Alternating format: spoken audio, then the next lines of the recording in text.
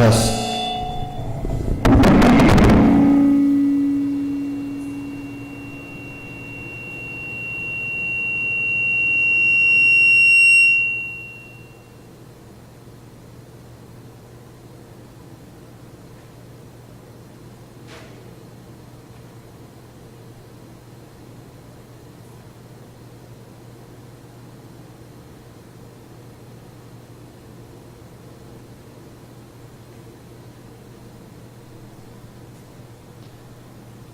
Test. 1, 2.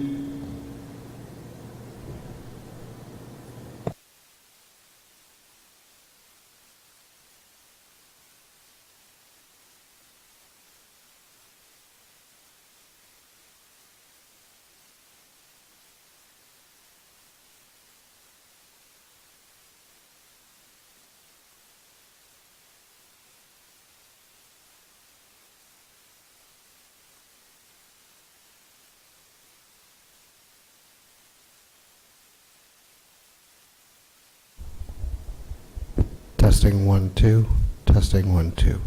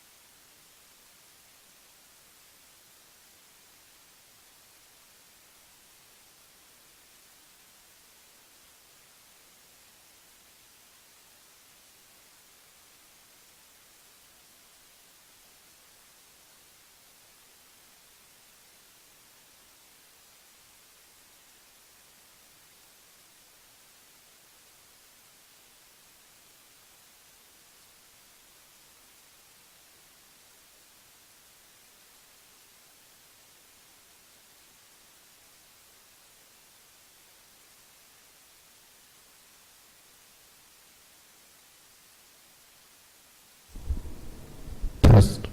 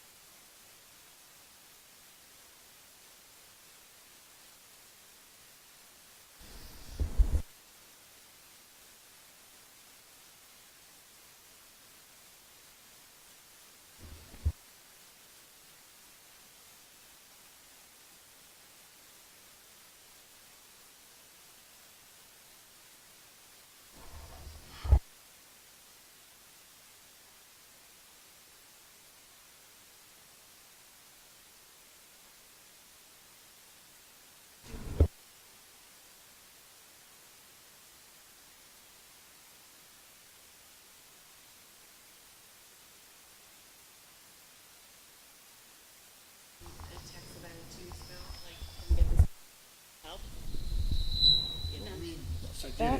So did I.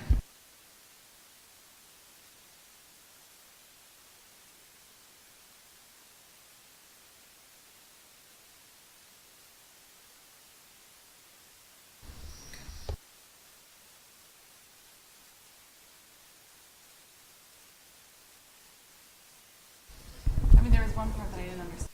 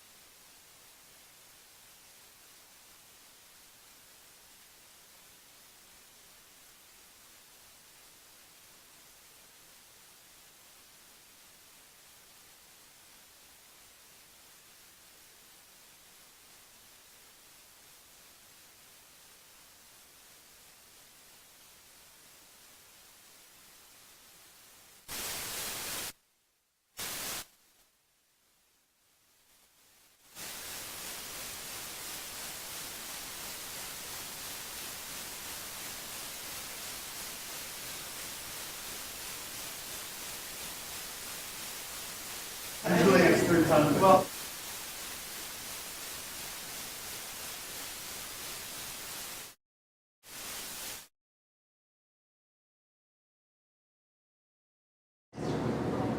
My question is, how do they know? Yeah. Well, there you go.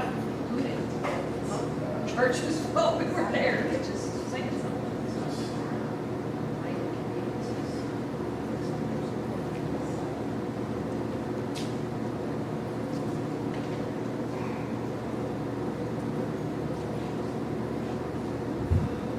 Testing.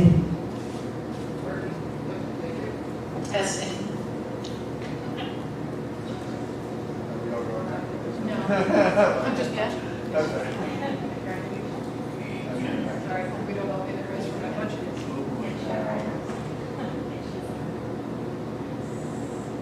it hurt? Does it hurt or like just kind of happy? Exactly. Everything you're getting ready. I took Carolyn in the bowl once. This is torture. Why couldn't she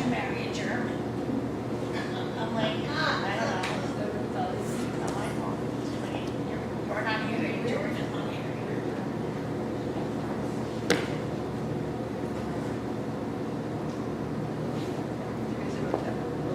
Yes, they came together. I was going back before I had school. Right? That's one of the best ones ever. I love it. That's so funny when they said that, because I told them, like, someone asked that, like, my top. I know you're sure. I put it upside down. There we go.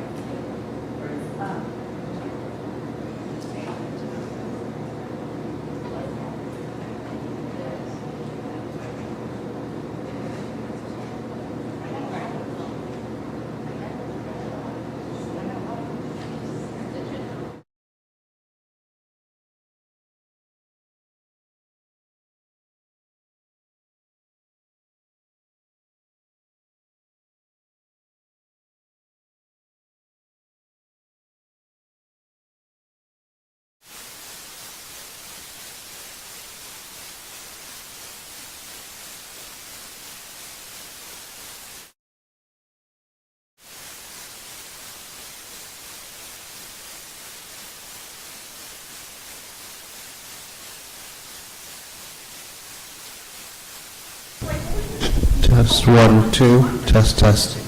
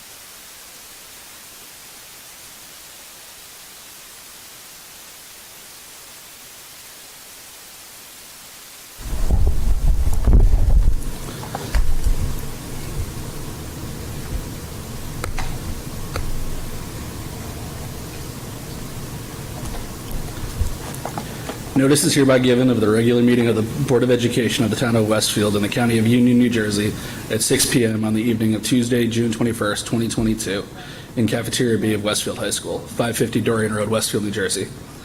The Board will move immediately into private session to discuss matters rendered confidential by state and federal law, including legal matters. The public portion of the meeting will adjourn at 7 p.m. The purpose of the meeting is to transact the regular business of the Board and to transact any other business to come properly before the Board. This is to advise the general public and to instruct that be recorded in the minutes that in compliance with Chapter 231 of the Public Laws of 1975, entitled the Open Public Meetings Act, the Westfield School Board on Thursday, June 16, 2022, caused to be posted at the office of the Board of Education located at 302 Elm Street, Westfield, New Jersey, and delivered to the Westfield Leader, the Star Ledger, the Westfield Library, the Town Clerk of Westfield, Tap into Westfield, and Patch.com, a meeting notice setting forth the time, date, and location of this meeting. Dana, can I have a roll call? Sahar Aziz. Here. Rob Bonaccio. Here. Michael Beelan. Here. Brendan Galligan. Here. Layla Morelli. Here. Sonal Patel. Here. Amy Root. Here. Kristen Sonic-Schmeltz. Here. Mary Wickens. Here. All right. Kristen, can you lead us in the flag salute? I pledge allegiance to the flag of the United States of America and to the republic for which it stands, one nation, under God, indivisible, with liberty and justice for all. Thank you. I ask the Board to approve the following resolution. Resolve that the Board of Education move into private session for the purposes of discussing matters rendered confidential by state and federal law, including legal matters, and be it further resolved that any discussion held by the Board which need not remain confidential and the results of the discussion would be made public as soon as practicable. Can I have a second? Second. Thank you, Amy. All in favor? Aye. Any opposed? All right, we are in private session.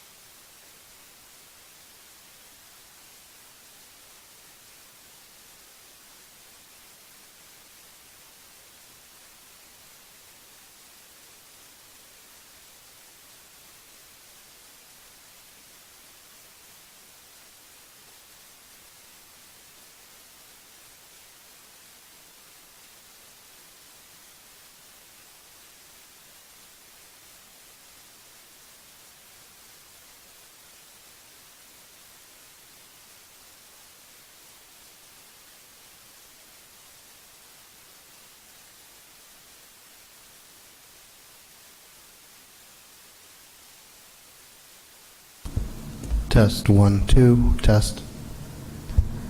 Testing 1 2. Why is this one so much louder? Test 1 2. Test.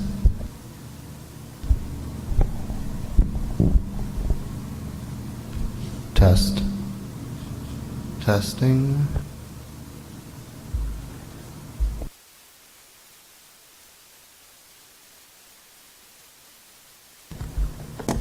Testing 1 2.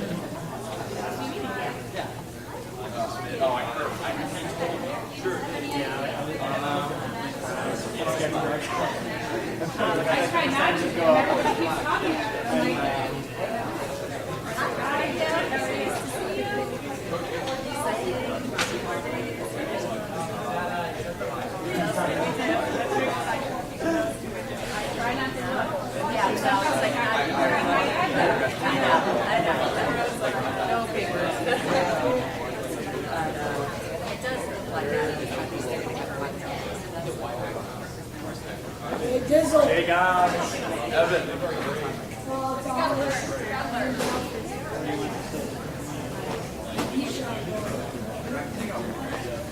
Trip down on a Tuesday.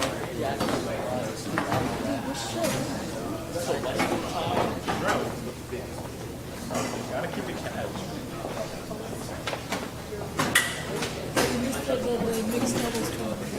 Guess you go. We should have. Yo, Evan. Okay, I hit this volley. This could be something.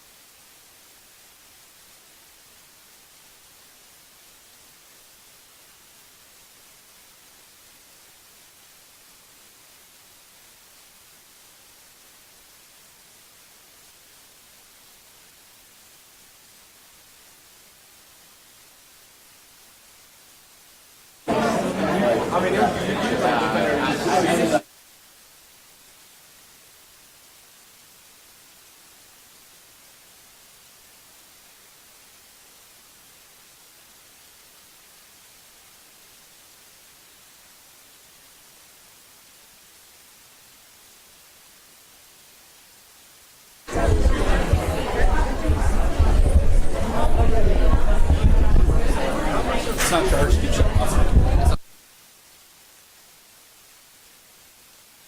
Turned it off. I mean, it turned itself off. It's going out.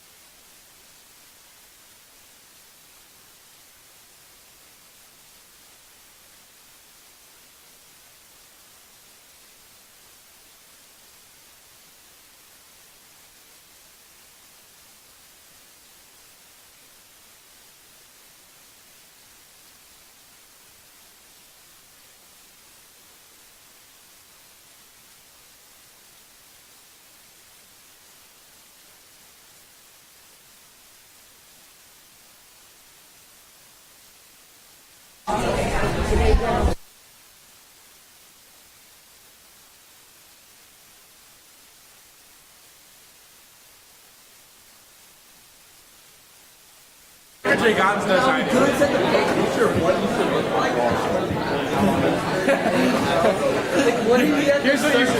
what you should look like. What did he do? And then he didn't even wear a tie. No, wait. No, wait. You're being so specific. I didn't want everybody showing up in December or whatever. Yeah. Why not? You went against the old thing to figure out all the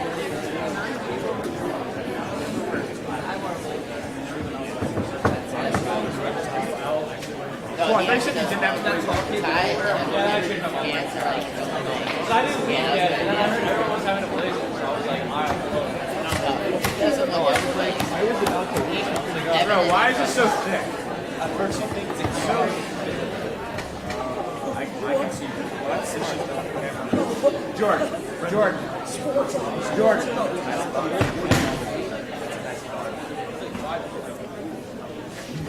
oh my god, that's hysterical. Okay, one. All right. We thank you all for bearing with us while we were in executive session. We're now back in public session. And with that, we have some very special announcements tonight. And I'll turn it over to Dr. Gonzalez. Great. Thank you very much. At last week's Board of Education meeting on June 14th, we welcomed 3 Westfield High School staff members who received awards of excellence from their school community, along with 2 Optimist Club award recipients at the intermediate school level. A 4th high school award recipient, social studies teacher Ryan Daly, also coaches the boys golf team and is due to be honored tonight with his team for their tremendous season. So we combine his recognitions and are pleased to welcome him tonight. We will call up Ryan with his team shortly, but first we begin by congratulating him as the recipient of the Westfield High School PTSO Teacher of the Year Award. For this award, students nominate a teacher who communicates enthusiasm, encourages students to excel to their greatest potential, and is encouraging, motivating, and a good role model. Before we invite Ryan up to the podium, I'll ask Principal Mary Esfendis to say a few words about Ryan and the many Westfield High School students here tonight for special recognition as well. Mrs. Esfendis?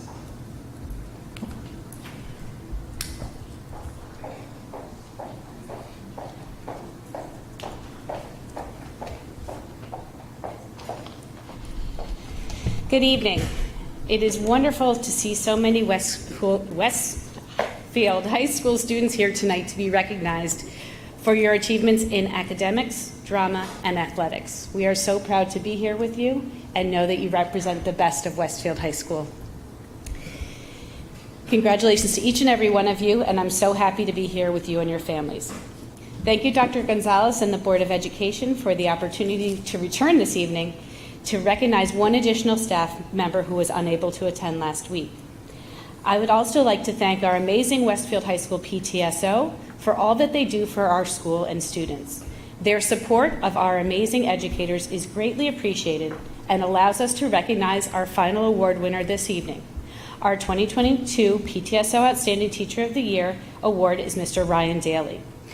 Mr. Daly started his career in the Westfield Public Schools at Roosevelt Intermediate School teaching social studies. He joined our high school staff in 2011 and has been actively involved in our school community ever since.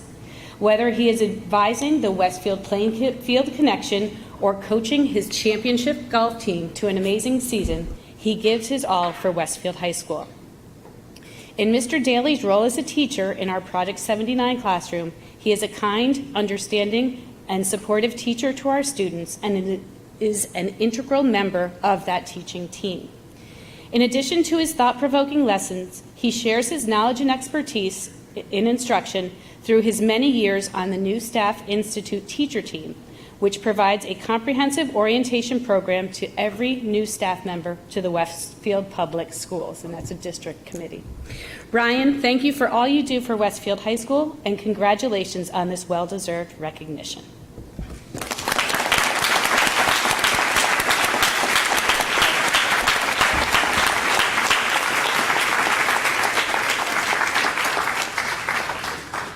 So at this time, I'll ask, while you're being recognized, we'll ask President Galligan to read the resolution prior. No, but stay up there so that you can stay in the spotlight. We'll just stare at you the whole time. This is a resolution by the Board of Education of Westfield, New Jersey to Ryan Daly. Whereas the Westfield High School PTSO Outstanding Teacher of the Year Award has been established to annually recognize a teacher who is encouraging, motivating, is a good role model, and shows respect for coworkers, students, and parents. And whereas this award is presented to Ryan Daly, a dedicated and caring social studies teacher at Westfield High School, who is applauded for his compassion, inclusiveness, and for his devotion to his students and to the teaching profession. Now therefore be it resolved that this Board of Education publicly congratulates Ryan Daly for receiving the 2022 PTSO Outstanding Teacher of the Year Award, a significant honor and notable accomplishment, and that this resolution be presented to Ryan Daly on June 21st, 2022, and that a copy of this formal resolution become part of the permanent records of the Westfield, New Jersey Board of Education. Congratulations, Ryan.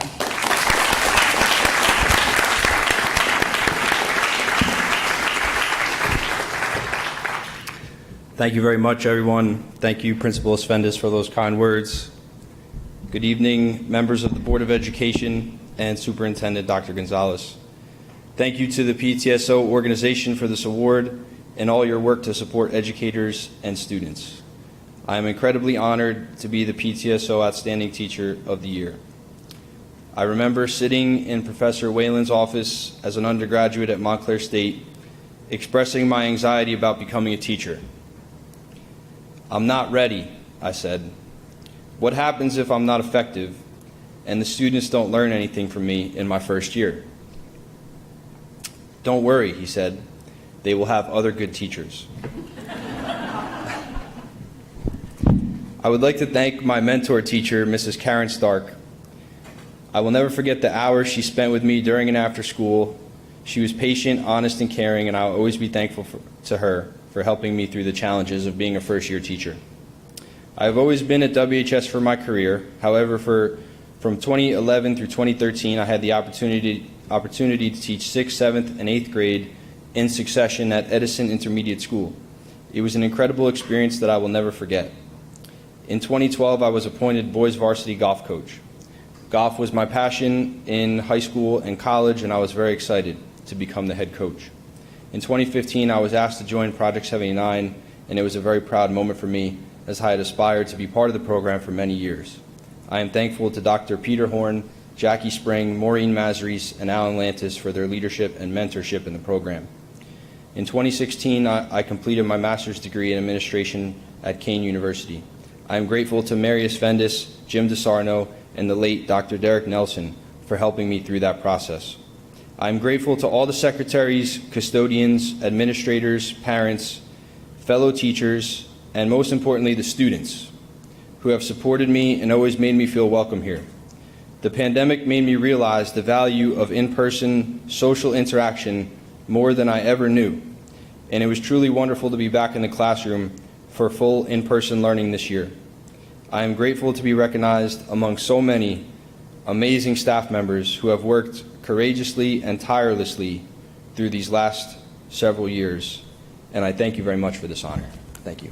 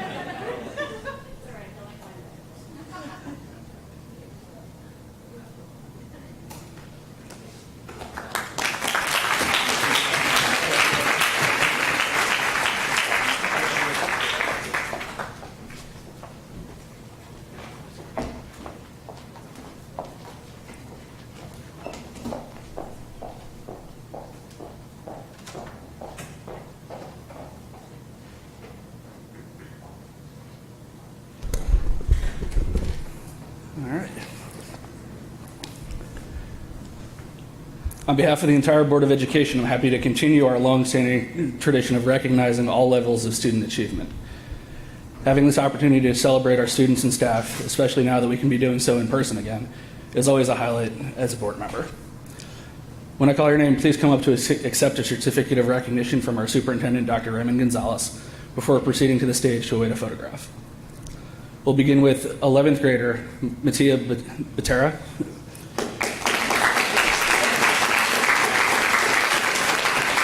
who will attend the Governor's School of Engineering and Technology this summer at Rutgers University. As a selected Governor's Scholar for this prestigious program, Mattia will take 4 academic classes and complete a research and design project with a team of students. We'll also be inviting Mattia back up here in a few minutes as a member of the boys varsity tennis team. Union County Outstanding Scholars Justin Anderson and Ashley Talwer. Each year 2 students are chosen from each high school in Union County. 2 students are chosen from each high school by the Union County Superintendent's Roundtable in recognition of their outstanding achievements and accomplishments.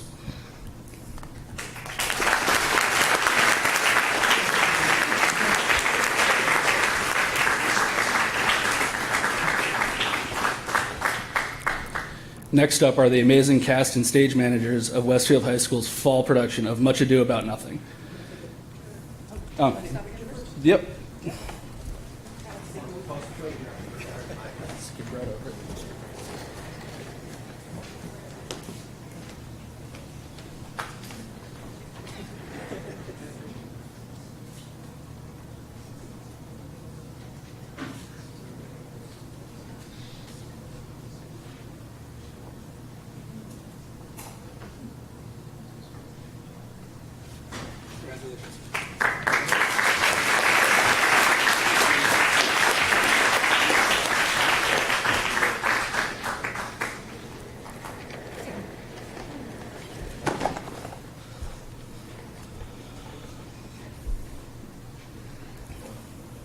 All right. Now we'll recognize the amazing cast and stage managers of Westfield High School's fall production of Much Ado About Nothing. This cast took to the stage this fall for an in-person performance for the first time since the pandemic began, with an audience that was enthusiastic and socially distanced. Their modern version of this Shakespearean love story earned them the award for the outstanding achievement by an acting ensemble of a classical play by the Montclair State University Theater Night Foxy Awards last month. Again, you'll come up to receive a certificate from Dr. Gonzalez and then move to the stage to await a photograph. I'll read off names alphabetically, beginning with Kara Kogan.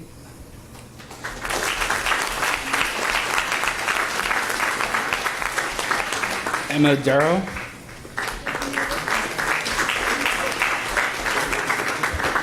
Benjamin Dickerson.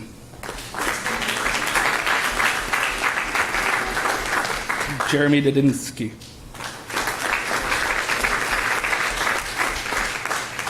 Elizabeth Faragi. you. Joey Gamba. Garrett Gow.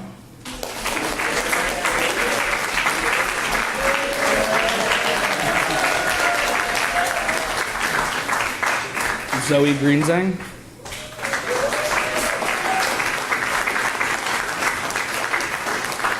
Alexandra Har.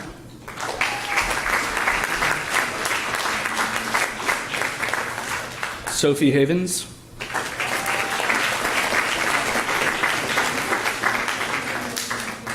Owen Ing.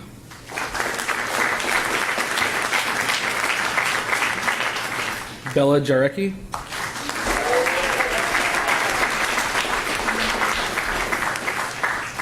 Ryan Carlin.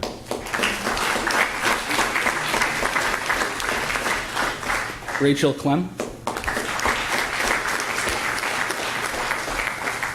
Evan Leone.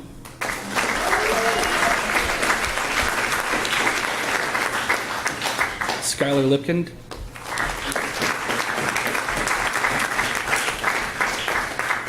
Joshua Madera.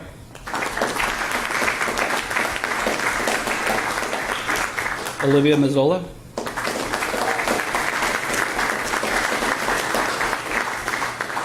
Jordan Marione.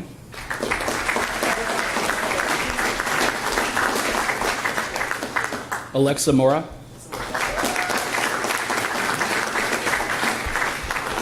Caroline Morelli.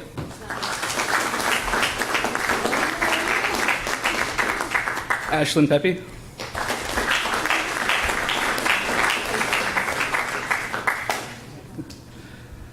Lucy St. Dennis.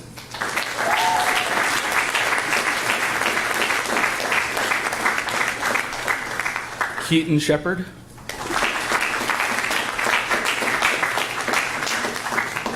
Izzy Shrahane.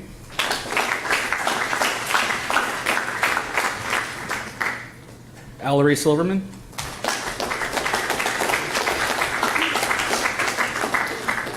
Emily Treolo.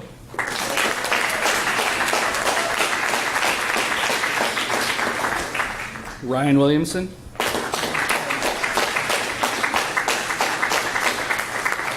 Ethan Young.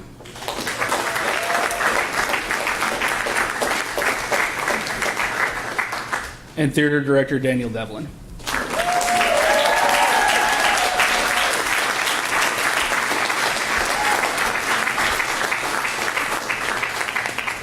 Mr. Devlin, would you like to take a moment to say a few words before joining the students on stage? Would you like to say a few words? To start with, thank you, Board of Education and Dr. Gonzalez, the Fine Arts Supervisor, these amazing young actors.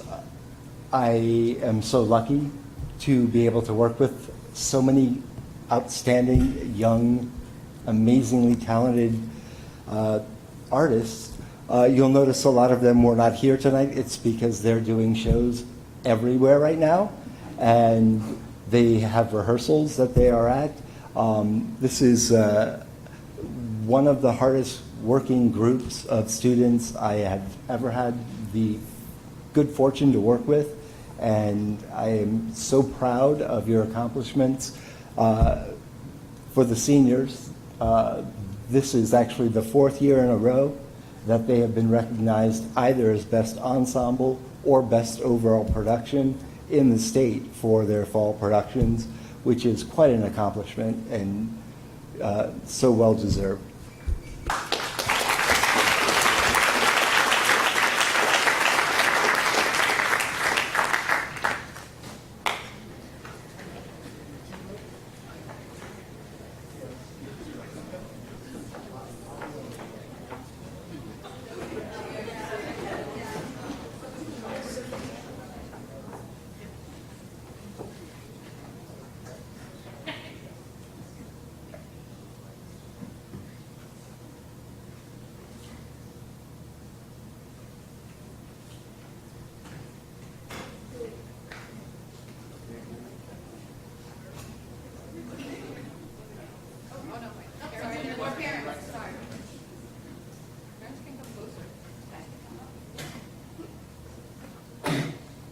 Any parents would like a closer photo, feel free.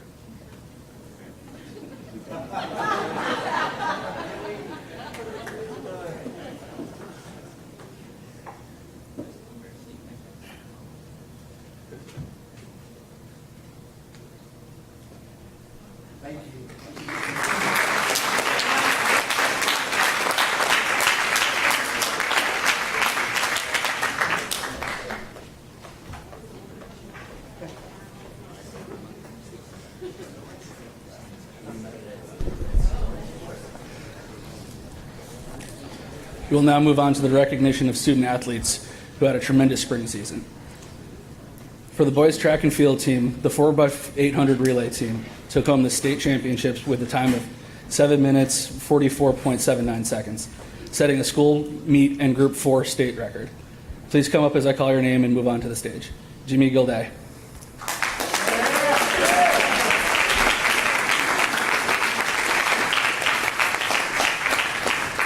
Liam Murillo.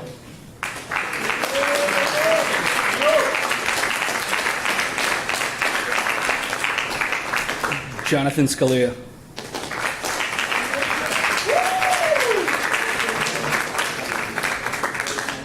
And Charlie Stock.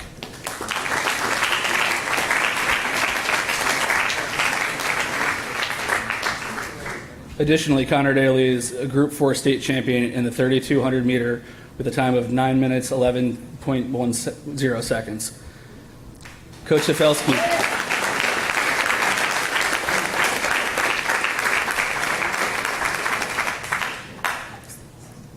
Coach Stefelski is here tonight and will say a few words about these talented athletes.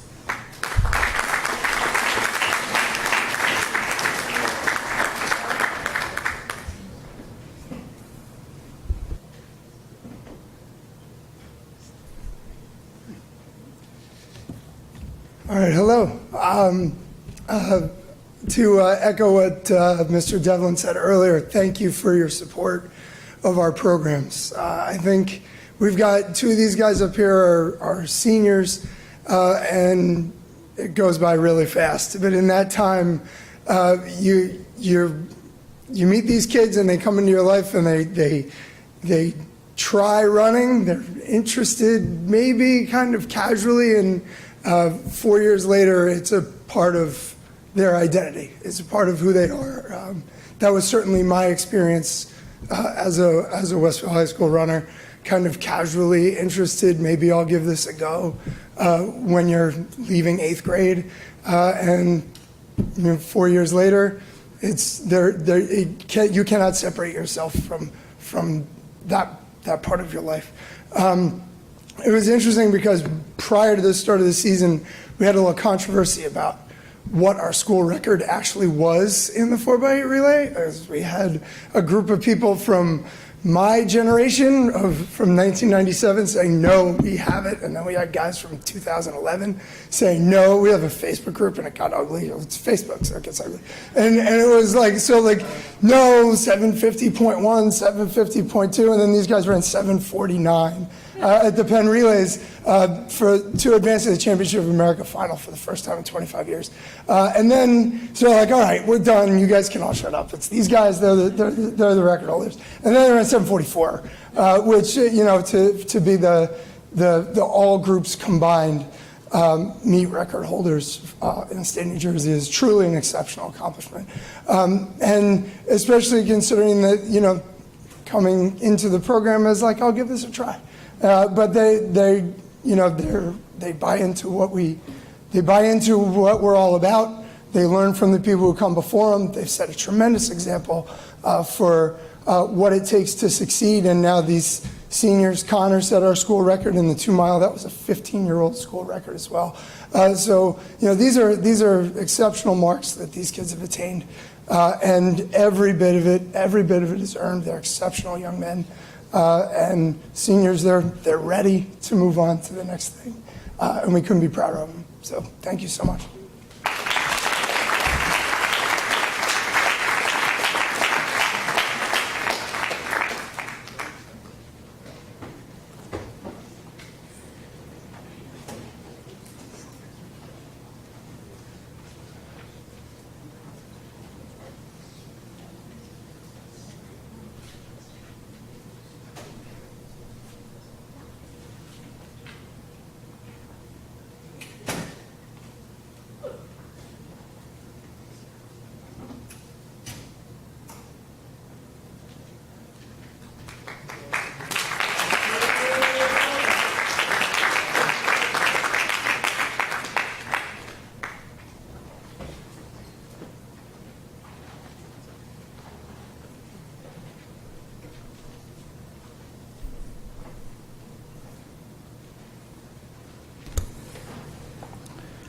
Our boys golf team and varsity tennis teams both took home sectional titles and placed second in the Group 4 state championship.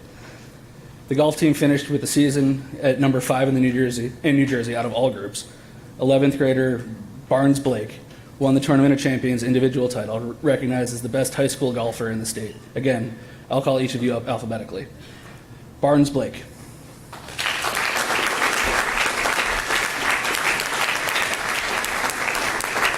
Nicholas Conti.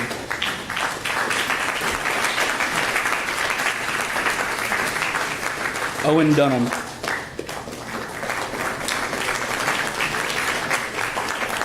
James Dunn.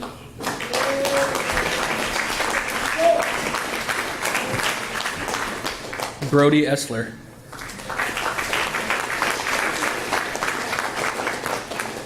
Tate Essler.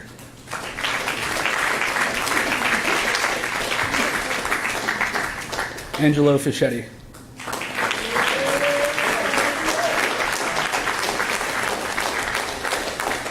Jonathan Gorski.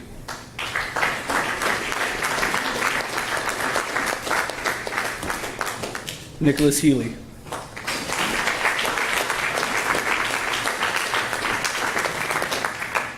Jonathan Ludwig.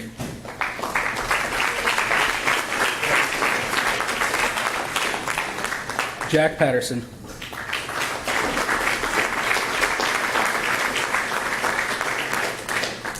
Ben Ruddow.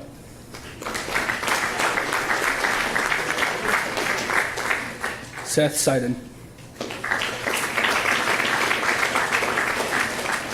Spencer Shore.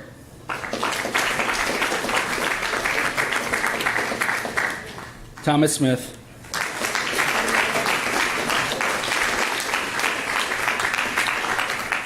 And Coach Ryan Daly.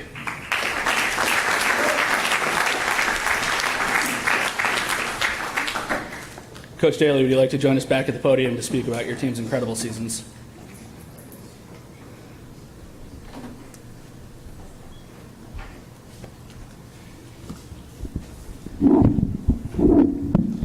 All right, building on Coach Tefelsky, I'd like to thank the board for your recognition of our team and our success this season. I think the theme I'd like to talk about is commitment. We have Nicholas Conti, who was our captain this year, and Thomas Smith, both 4-year varsity starters. And I still remember, this is 5 years ago, when Thomas was in 8th grade and Barnes was in 7th grade. Barnes is now a junior. And we'd be at Echo Lake during tryouts, and it'd be March, and the weather would be, very cold as it is in New Jersey during March, early spring, and the course would be pretty empty, but I'd see 2 kids showing up pretty consistently to play and practice, and that would be Thomas and Barnes. I still remember that, before they were even Westfield golfers. And here we are today, how time flies as Thomas is now graduating, and Barnes is a junior who was appointed our captain for next season, in his senior season. Now, we also had something cool this year in that our final TOC team that competed had 2 brothers. Tate Essler, who was a junior and received our Rising Star Award, and Brody Essler, who's a freshman and received our Rookie of the Year Award. Tate was voted 3rd team All-State for his exceptional play this year, and Brody was our low medalist at the Garden State Cup with a 76 in a tournament that we won for the first time in my coaching career, which was pretty incredible for the Essler brothers to have success this year. Now, we have many other young men on this stage who have showed commitment, and I think that was definitely seen after our match against Cranford at Plainfield Country Club, when it seemed everyone had left. But as I walked around and went to the short game area, I saw 4 guys practicing as the sun was setting.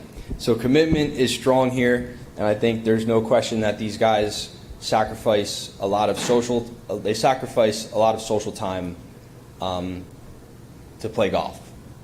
and and they don't sacrifice academic time because many of them have strong academic backgrounds as well. So I just want to say it's been a great season. I know Nicholas Conti is a senior, won our sectional tournament this year. He was the #1 sectional winner, his first high school win as a winner. But as a freshman, your team was the first one to get a sectional team win in my coaching career. So it's been a great run for Nick. He'll be going on to play golf at Gettysburg. And Barnes just had an incredible finish with a win at the conference tournament at Galloping Hill, a win at the county tournament at Echo Lake, a runner-up finish at the sectional. He was runner-up to Nick. So we had 2 Westfield players take first and second respectively at the sectional, and then Barnes to be the overall TOC champion, and that was his 4th tournament individual win. And Barnes just had qualified for the USGA Junior Amateur, so he'll be playing at Bandon Dunes in Oregon later this month. And Nicholas Conti just had his 2nd hole-in-one at Watchung Valley last week. So these guys, the golf season may be over for Westfield High School, but it's not for them. They're going to continue playing all summer, and that's the thing that we always emphasize, is that even though golf is an individual sport and there's a lot of opportunities for these young men to play golf, playing for a team is unique and special and something we're very grateful for, and we understand it's a great privilege. So thank you very much.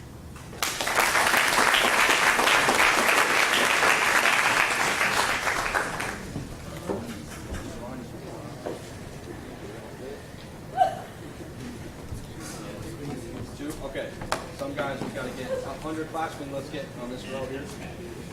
100-classmen.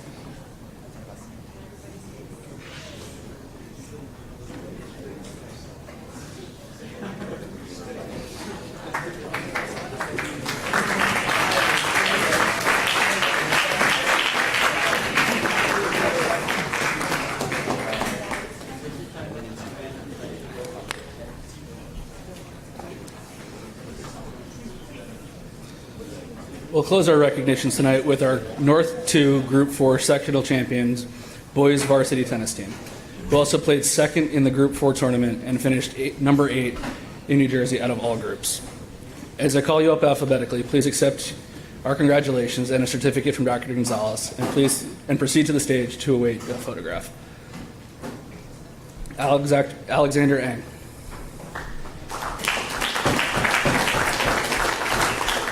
Mattia Butera.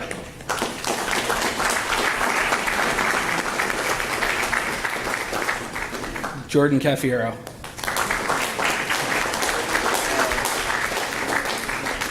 Colin Simi.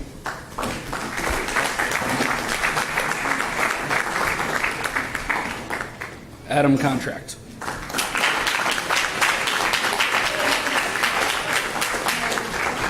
Ben Doohan.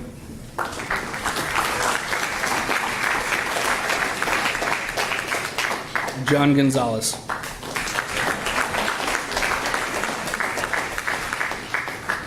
Cole Hornbeck.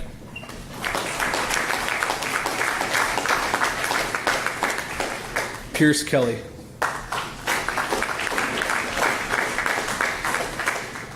Ishan Kara.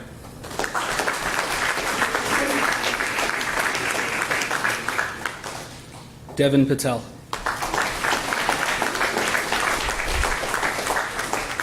Dylan Patel.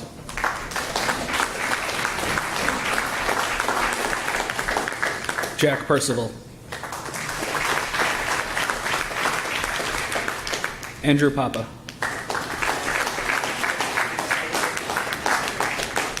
Evan Sewald.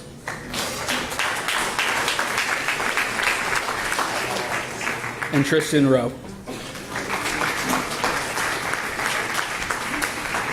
Unfortunately, Coach George Kapner could not join us tonight, so instead I will invite Captain Jordan Cafiero to the podium to say a few words about your wonderful season.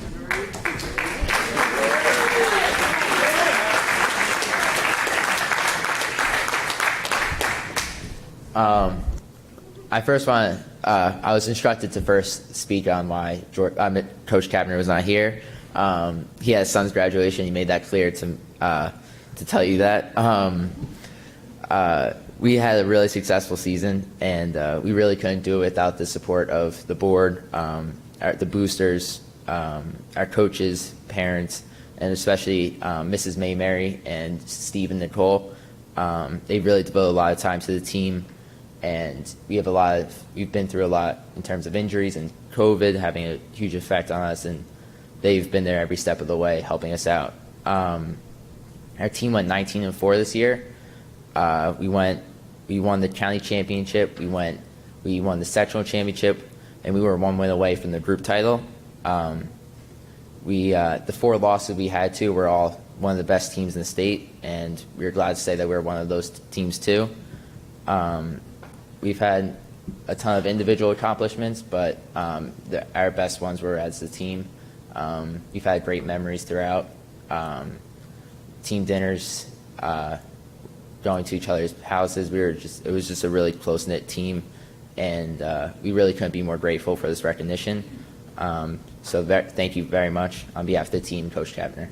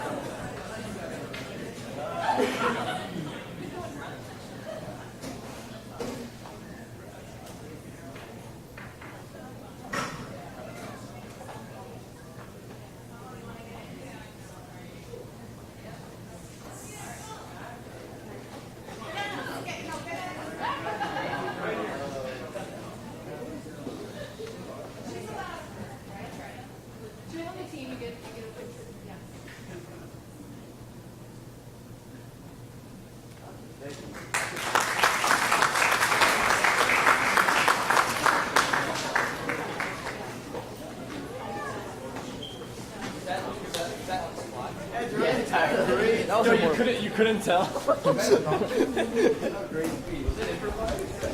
standing in the way. That was his speech.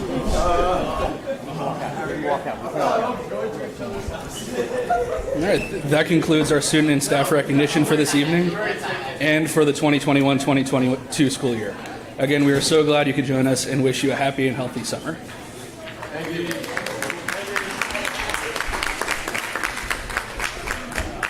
We'll pause for a minute and let everybody filter out. And we'll resume.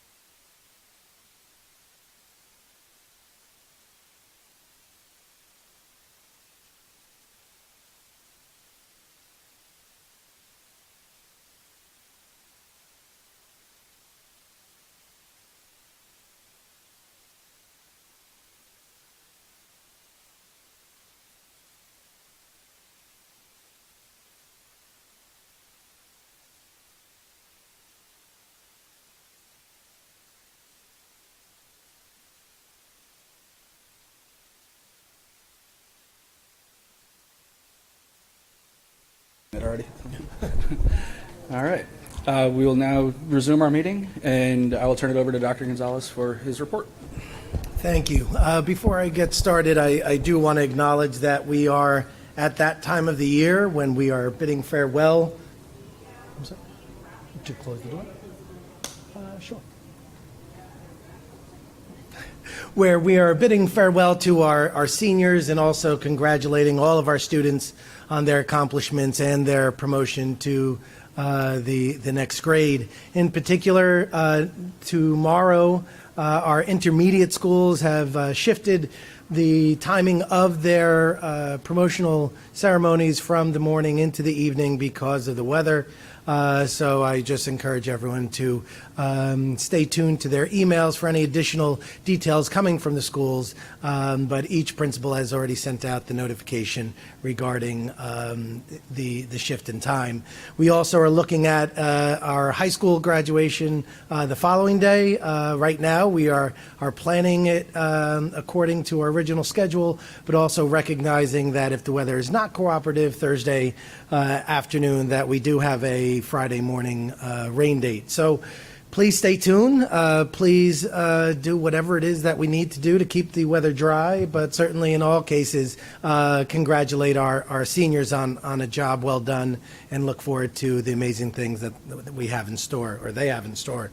The rest of my presentation this evening will be co-presented by Dana Sullivan, our business administrator, and this is really our opportunity to formally present an overview of what the board and the administration has been talking about for quite some time. It had been alluded to over the course of our budget development that there is some challenges that we face as a school district, fiscal challenges that we face as a result of some of the mechanisms in place to fund public schools throughout the state of New Jersey.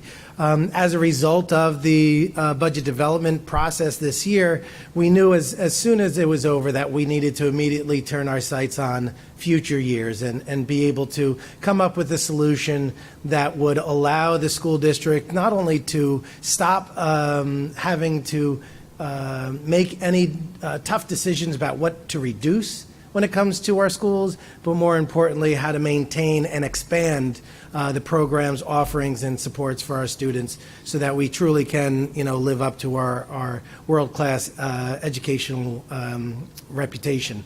So with that, this evening, we're just going to give an overview of the decisions that are being discussed tonight, being presented tonight for the board for their vote in order to determine the future of our elections and our budget vote in the future. So I'll begin. Please, I'm going to bear with me. I'm going to be working off two devices here. But the overview is really going to just reset all of us into understanding the history of district budgets and elections, because it's important to recognize how the two have once upon a time resided in the same space. Even though currently our elections occur in November and our budgets are formally adopted in April of each year, that has not always been the case. So we'd like to revisit that with everyone.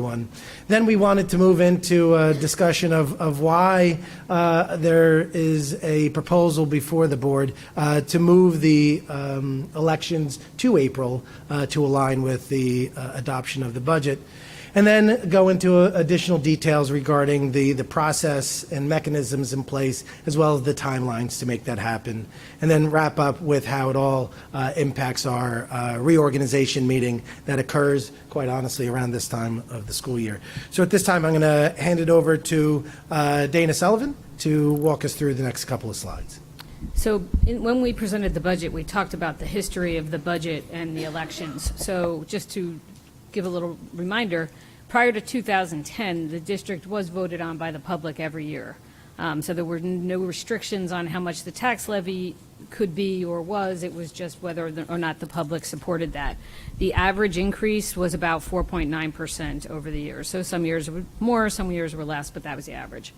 In 2011, the state of New Jersey reduced state aid to most every district in New Jersey by about 65%. In Westfield, we had to make reductions to the budget of over $4 million in order to have a budget that was in balance with that reduction in state aid. In 2012, the state allowed districts to forego the budget vote as long as their tax levy increase did not exceed 2%. So the district at that time did choose to take that option. Back in 2012, salary increases were very, very low around the state, like 0 to 1%. And districts, also at that time, Chapter 78 was put into existence, which was a law that required employees to contribute to health insurance. At the same time, the district made many changes to our budget. We were able to get efficiencies from self-insurance. We installed solar panels. We did a number of things in order to reduce our costs. So from 2012 till 2021, we were able to submit a budget within the 2% tax levy and still maintain existing programs. We didn't add over those years, but we did maintain over those years. In 2022-23, that did not happen. As we had talked about early on this year, we knew that next year's budget, we were not going to be able to submit a budget with a 2% tax levy increase and sustain all of our existing programs and staff. And so as we know, we did make reductions to the budget for next year. So going forward, we had to continue having those conversations about what was going to happen going forward. Because the first layer of reductions, although we didn't want to do those reductions, they didn't impact the children in the classrooms as much as additional cuts would have. And that's where, going forward, that's where those reductions will start. We'll start seeing increases in class size. We'll start seeing reduction in programs that we can offer. So looking at the next couple of years, we're projecting shortages. You know, these are all estimates, obviously, because we don't know what's going to happen with health insurance. Since we are self-insured, we know that this year we did have a very high year with our costs. We're hoping that that's going to stabilize some for the 22-23 school year, which would then help us going forward, but we can't rely on that. So we have to estimate, you know, based on what the market usually is for health insurance increases.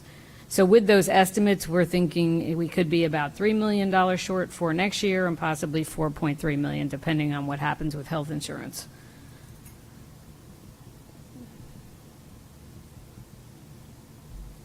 So what do we do about that? And again, just to reiterate, with the November election, there is no vote, public vote on the budget. So the budget is, we can only increase the tax levy by 2%. Sometimes there are eligible waivers. Most years we do not qualify for eligible waivers.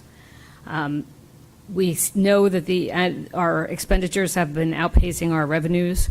Our transportation costs have gone up dramatically. Our special education costs have gone up dramatically. Our salaries are going up more than 2%. And again, that's market driven. So it's just impossible for us to increase tax levy by 2% and maintain everything that we currently have in the district. Expanding programs is impossible with a 2% tax levy increase as it is now. The April election, if we move to an April election, it will create opportunities for us to not only maintain what we currently have, but also improve and expand on programs. That does allow for the public to have a say. So the budget would be up for a vote every year. And with approval, the budget can exceed a 2% tax levy increase, and therefore we have the flexibility to add programs or expand programs. So as you can see, there is statute that allows the school district to move back to the April election. There was a requirement that we stay for 4 years with the November election, which we have done. So at this time, the Board of Education by resolution can approve moving the election back to an April election, which would mean the board and the board members, the budget and the board members would both be voted on in April, rather than the current no vote on the budget and board members are elected in November. And then I think Dr. Gonzalez is going to take the next slide after that. So with the prior two slides, you saw the language that permits the change in the elections and what it would entail. There's aspects of the move that the statute does not directly address, and that is as it relates to board member terms and what impact it would have on those board members who are seated around this dais and their terms moving forward. So in a review of governing case law, we determined that board member terms cannot be shortened, which effectively prevents an election from moving up to April from November in the same year. So as a result, moving the November 22 election to April of 2023 allows us to address this case law that says that we can't shorten it, but in fact would be extending those terms. And in doing so, we would need to notify the county clerk 85 days prior to the election. And the idea is that we wanted to make sure that this decision, this presentation, and really the rationale was presented as early as possible, because if we were going to stick with the November election, then petitions would be due towards the end of July. So in April, what that would mean is that the community will vote on two things: 3 new board members and the approval of a budget. Just as an example, what that would mean is for the board members whose original term expires on December of this year, their terms would extend to April of 2023, and then they would be up. Any board member who is reelected would then start their new term, 3-year term effective from that point forward. December 2023 term expirations would be extended to 2024, and then December 2024 would be extended to April 2025. Other considerations we do want to put out there is that when we move an election to April, we no longer have the benefit of sort of piggybacking on the November elections. So what that means is that as a school district, we are going to bear the cost of the April election, which is currently estimated to be approximately $40,000. I mentioned earlier that nominating petitions for elections would be due February 27th, no longer on July 25th. And then the annual reorganization of the board happens typically in 2 meetings. One in January, when we would seat our board members who were elected in November, and then again to set up the next school year, typically around June. Well, we would combine those 2 meetings to one day that would occur on any day within the first or second week following the annual school election. So we'd be looking around anytime between Monday, April 24th and Sunday, May 7th. So if we were to move forward, that would certainly mean that we would have to readopt our board meeting calendar to make those modifications accordingly. So the budget process would change a little bit. Our internal process wouldn't really change. So we start internally in October working on the budget for the following year. That would still continue. What changes is the board timeline is quick. So you would get a budget. So we usually get state aid around the end of February. This year we got it early March. You would have to hold a public hearing in March. So your turnaround time would be quicker than it has been in the past. And then the election would be the 3rd Tuesday in April.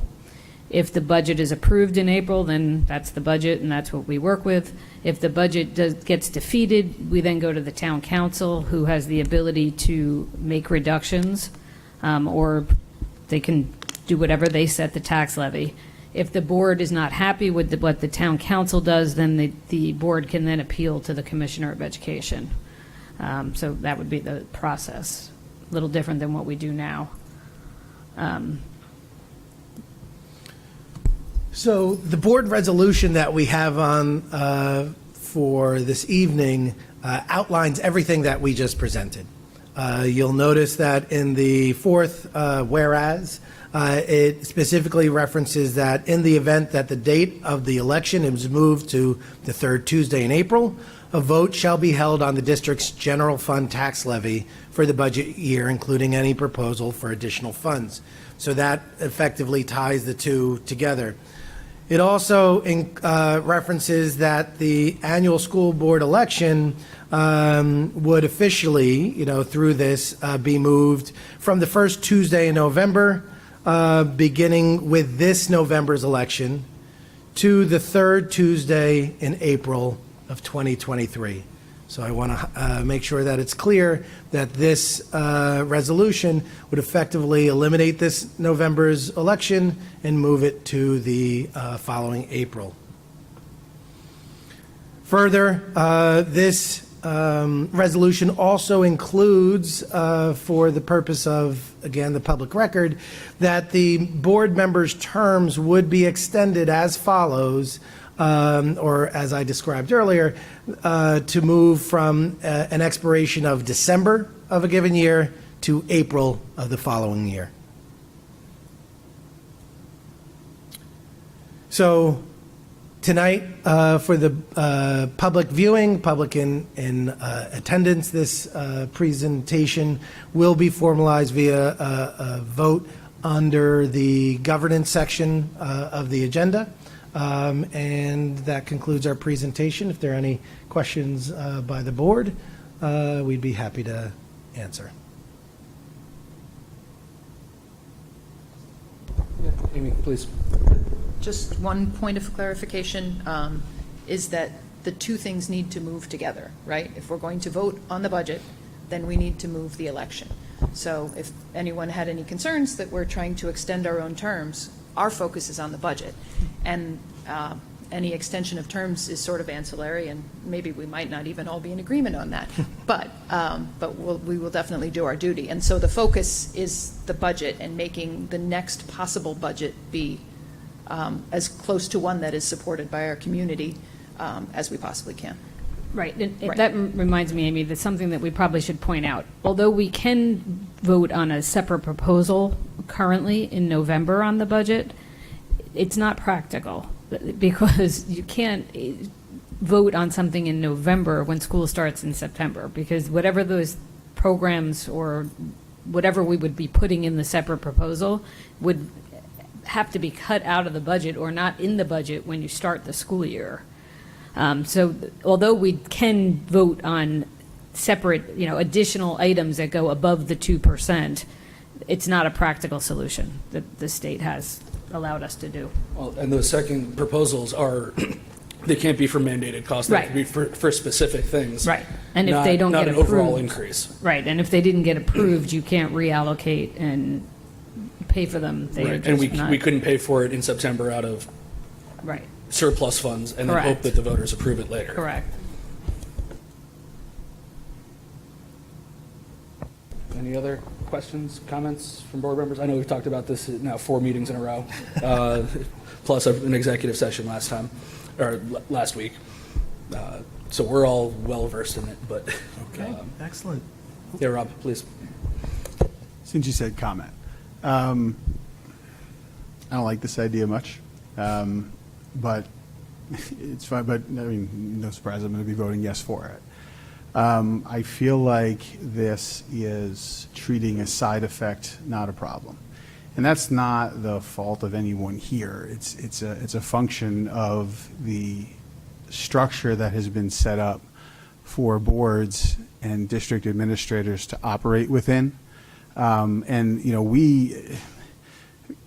I feel like, having looked at this a number of times, having sat on finance, having talked about this after meetings,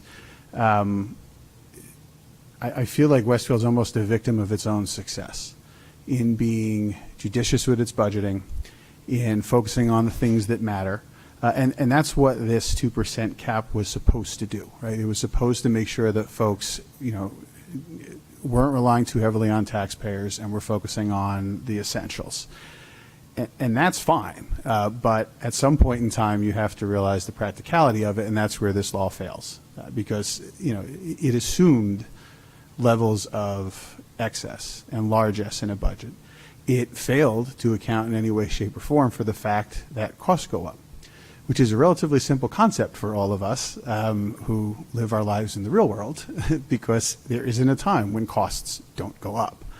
So to have a piece of legislation out there that puts boards in a position where we now have to take something that I consider to be relatively inefficient, which is having 2 elections over the course of a year. People are kind of motivated in November to vote. That's when they're, to the extent they are paying attention, which is a different problem. That's when they're paying attention. But to now move something like this to April, when fewer folks may be paying attention, and where it subjects elections to a bit more politicking than I probably think there ought to be. I'm giving you all the bad reasons for this, but the problem is there really isn't a better way to achieve what we need to do in the time frame in which we need to do it. We cannot continue to not maintain our programs. We can't continue to run in place and not improve them. I think the problem here would be to say, well, we've done this and then it's over, right? We've solved our problem. I don't think we've begun to solve the problem. Again, we're treating a side effect, not a problem. We still have mandates from the state that are going to attack our budget and force us to spend money on things that maybe don't make a whole lot of sense. We still have requirements from the state that they are not going to give us relief from.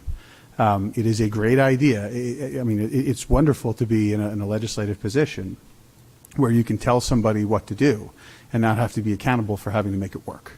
And that, it makes me appreciate even more the work that our team does, Dana in particular, in navigating this budget process. Navigating a budget is sort of like putting a mouse in a maze the size of Edison Field and asking it to find the cheese. And for those who are here, I mean a natural grass field without lights, just to get that covered for today. And it is also my belief. But it's disconcerting to me that the state puts our boards in a position where we have to take steps to do these sorts of things. So, I very much, we're going to do what we have to do here, but I strongly recommend that we still have conversations with the state about what these mandates mean, right? Because the more you keep adding mandates, the more we can keep increasing. That is not a trend or a hill I want to keep rolling down, right? We need to make sure that our property tax base stays as solid as it is, right? We have to watch things like pilot programs that reduce that base. We need to make sure that we're paying attention for our board election, and ensure that as this budget process goes through, we're giving the public as much information as we possibly can, which I think is an extreme positive of this, frankly, to get to the direct democracy part of this, because the more the public knows and the more the public understands, the better they'll understand why we're doing what we're doing. And I will tell you this, I think just because there is flexibility in the budgeting process, having worked with our administrators and with my colleagues here, I don't see that having the opportunity means we're going to take it and run with it. I still very, very much believe you've got a group of responsible folks here from a budgeting perspective and from a voting perspective, who are going to make sure that the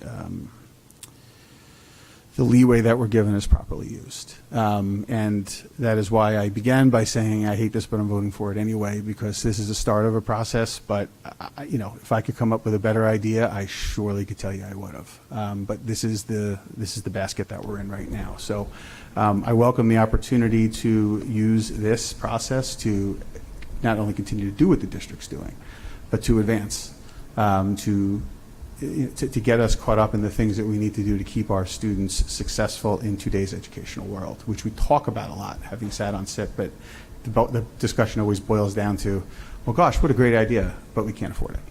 And that is a real shame.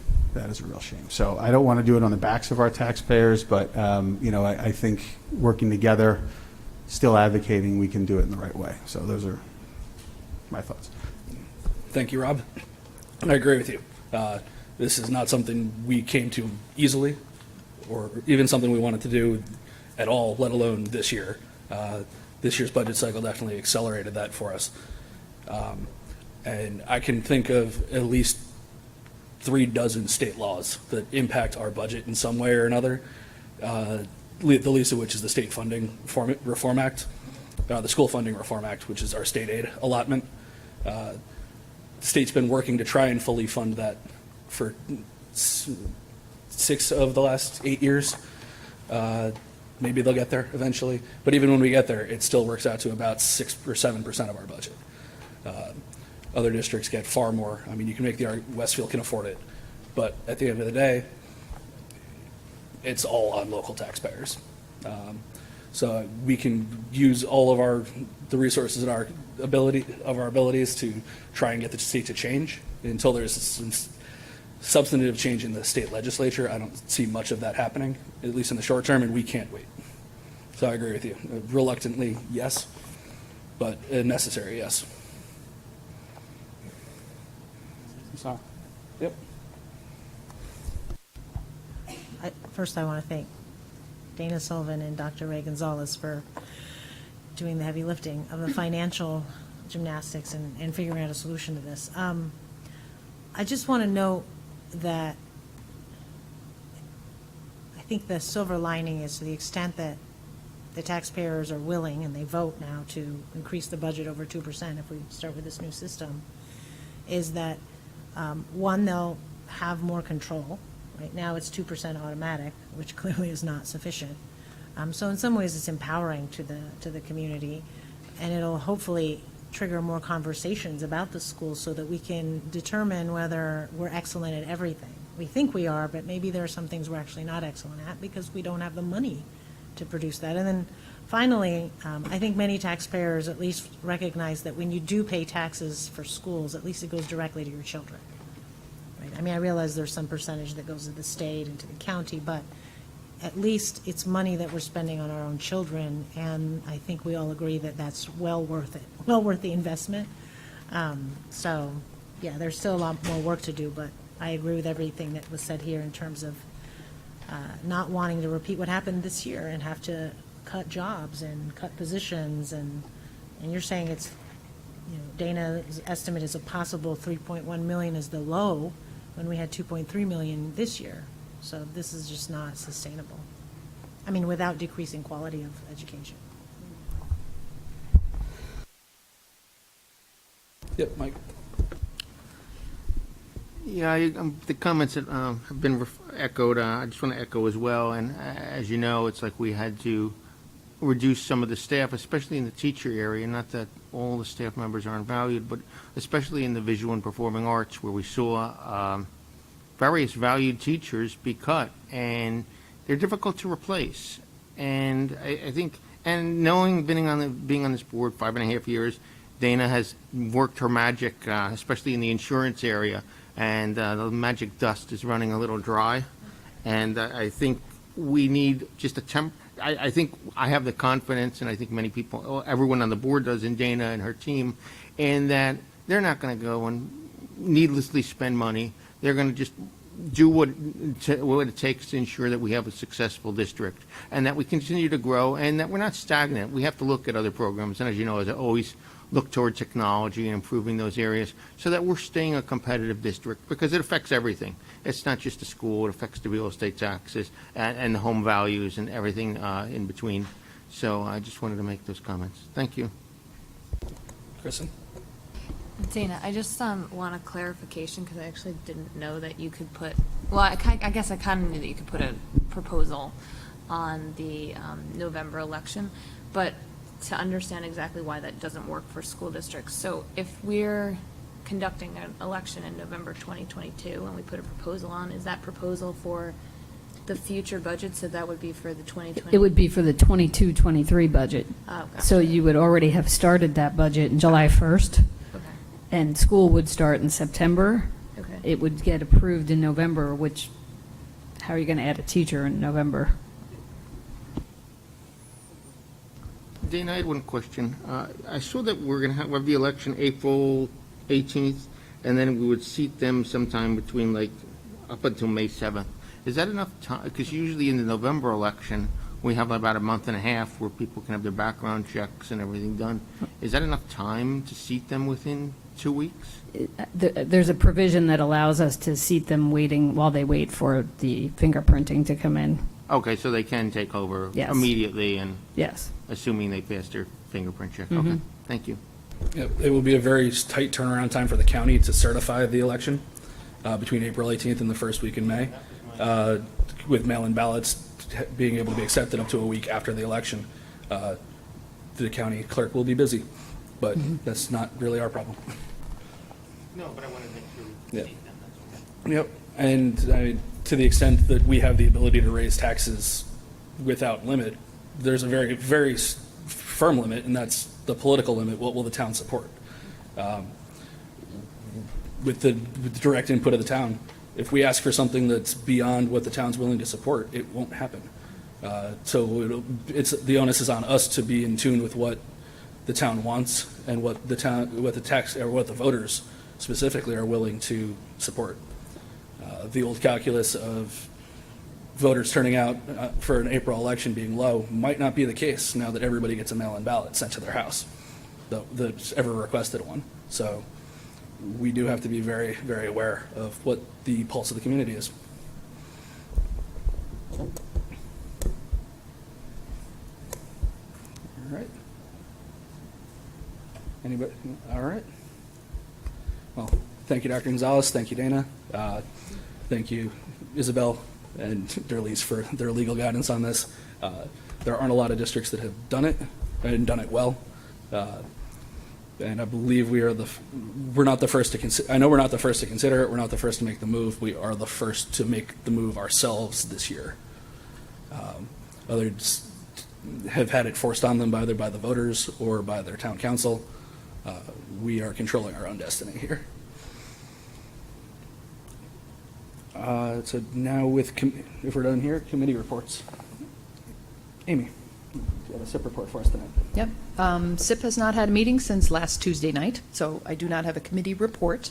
But just to review for the public that is here, in the curriculum portion of the agenda, we'll be voting on a second reading for comprehensive health education curricula and the physical education curriculum as well. Also, a second reading of a world languages new course for 8th grade.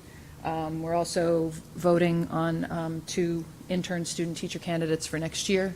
I will say before we move on, I hope the public had a chance to tune in for the webinar that was held on Monday night that Dr. Pinero coordinated for us, and that included a number of our teachers speaking to their experience. They were the very same teachers that come to SIP and present to us as well and answer our questions as well. So if any members of the public have questions or just want to see how that presentation went, that'll be available on the website. Dr. Pinero did answer questions that were pre-submitted and some that were submitted during the course of the evening as well. So interested parents can check that resource. And of course, you'll be hearing a little more about it, I'm sure, in the fall after the professional development for teachers and kind of finalization of opt-out and communication to parents. So. That's all I have to say about SIP. Thank you, Amy. Mike, do you have a facilities report for us? We haven't met, but there's just one additional item that we'll be voting on for asbestos removal at McKinley and Westfield High School that was added recently to the agenda. That's all. There's no meeting scheduled upcoming yet because of summer. That's all. Thank you. Thank you, Mike. And those were projects that were already planned. We just got the final pricing for them this week. All right, Amy, back to you. Similarly, finance did not meet since last Tuesday night either. But we do have, 6 pages and 24 finance items that we'll be voting on tonight, including some donations, including, as Mike said, the adjustment to withdrawals from the maintenance reserve account for the asbestos removal. But nothing significantly of note, I don't believe. Sonal? 20? We usually, is that the donations? We usually do that as we vote. Okay, but thank you for reminding me to make sure that we call those out. Okay. Any other questions or comments about? Nope. Okay, all right. And no further meetings this school year for SIP or for finance. We'll resume as the summer progresses. All right, thank you, Amy. Likewise, policies and long-range planning have not met since last week. and we do not have any other meetings scheduled for the remainder of the year. Our committee is assuming the policy agenda is accepted tonight, or approved tonight. Our committee structure will change, and the new committees will be constituted over the summer, and calendar will be made once we have everybody's availability. So tonight there's only one policy item, and it's 18 policies and 4 regulations for second reading that we approved last week, including the change to our board committees. So with that, if there are no questions on any committee reports, because there really weren't reports, open the meeting up for public comment. During this portion of the meeting, district residents and staff are invited to address the Board of Education on agenda action items only. The board requests that individuals state their name and address for the record, the specific action item they're commenting on, and asks that all remarks be directed to the board president or designee, and not to individual members or staff. The board asks that members of the public be courteous and mindful of the rights of other individuals when speaking. Specifically, comments regarding personnel matters are discouraged and cannot be responded to by the board. Students and employees have specific legal rights afforded by the laws of New Jersey, and the board bears no responsibility nor will be liable for any comments made by members of the public. If a matter concerning a district staff member is of interest or concern to a resident, the matter should be referred to the responsible building principal, the superintendent of schools, or the Board of Education, either by telephone, letter, or email. Although the board may not respond to items raised during the public forum, all public comments will be considered. And please note that if any member of the public becomes disrupted during the meeting, the board president may terminate the participant's statement. Continued disruptions may result in removal from the meeting or adjournment of the meeting, and each speaker's statement will be limited to a maximum of 3 minutes in duration. Mr. George? Thank you. Kyle George, Short Hills Court.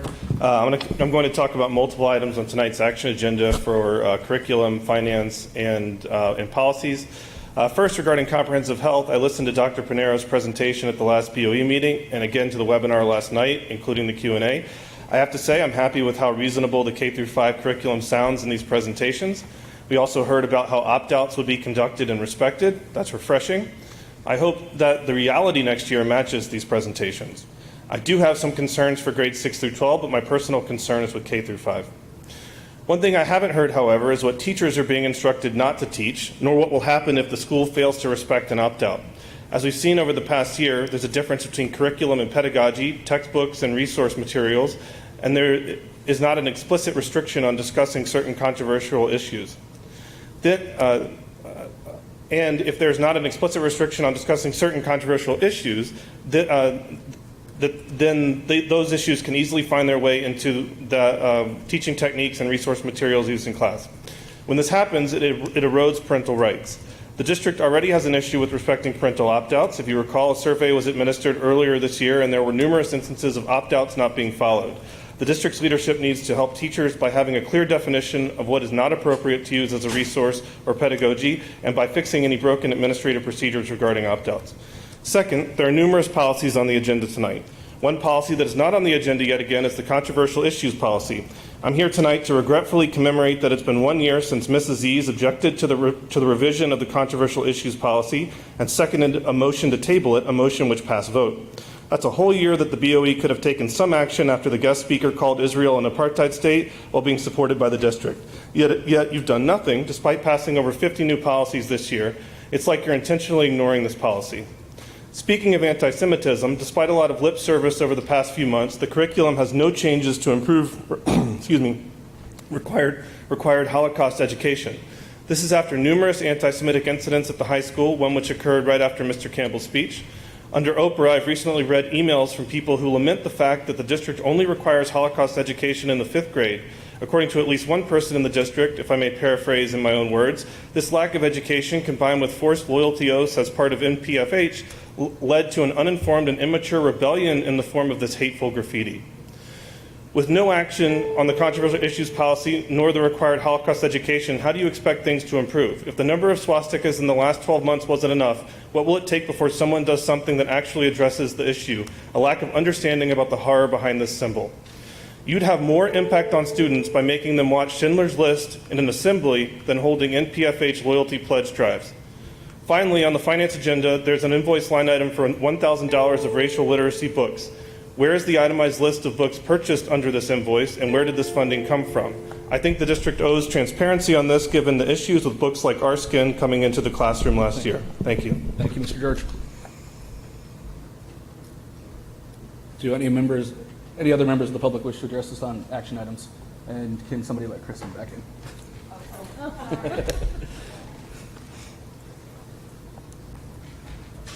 All right, seeing no other members of the public come to the podium, this first public comment session is now closed. There will be another opportunity for members to speak on, or members of the public to speak on any topic shortly. With that, I ask the board to approve the minutes of the June 14th, 2022 board meeting and the June 14th, 2022 executive session. Also move to amend the May 3rd, 2022 board meeting minutes. Can I have a second? Thank you, Sonal. All in favor? Any opposed? Any abstentions?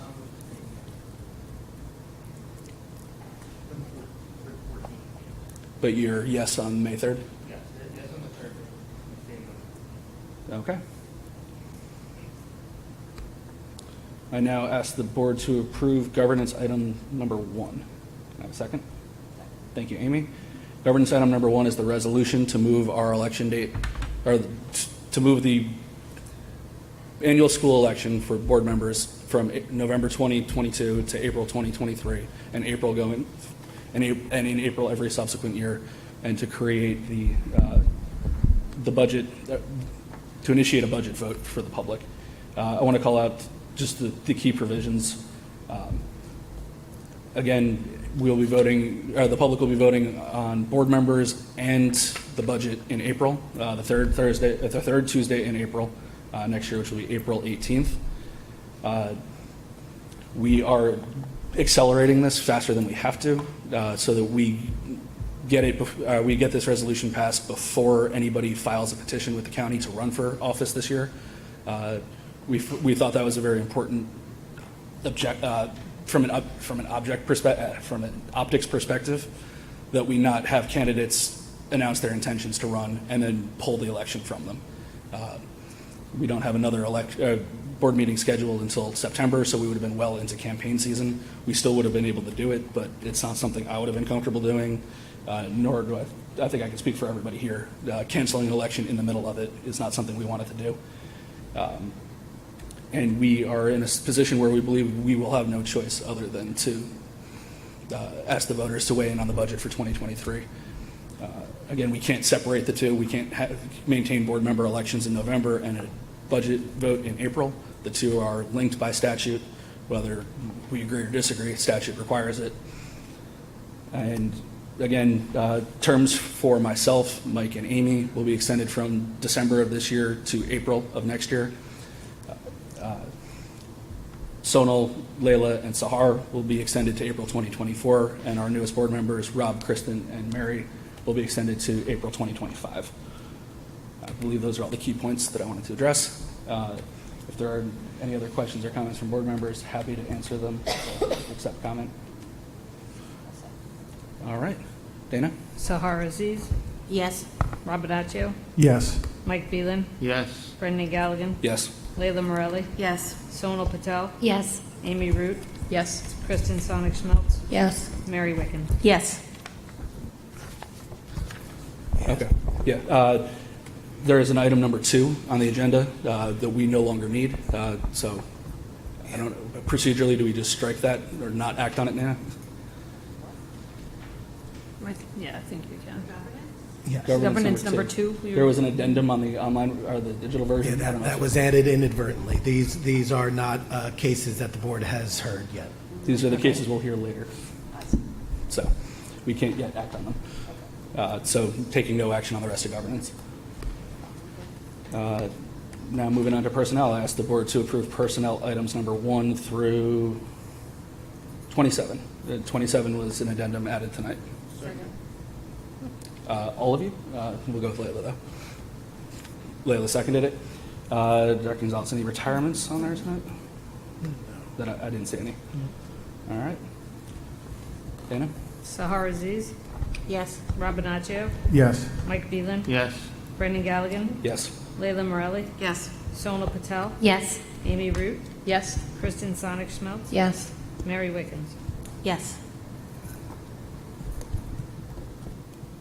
Thank you. Amy, finance? I would like the board to consider finance items 1 through 24. Could I have a second, please? Thank you, Sonal. As Sonal alluded to during the committee reports portion, there is an item that we would like to call out specifically. It is that we are accepting the following donations, both from Tamaqua Elementary School's PTO. The first for $11,575 to fund the installation of an irrigation system for the front lawn of Tamaqua Elementary School. That has a notation that it's a change.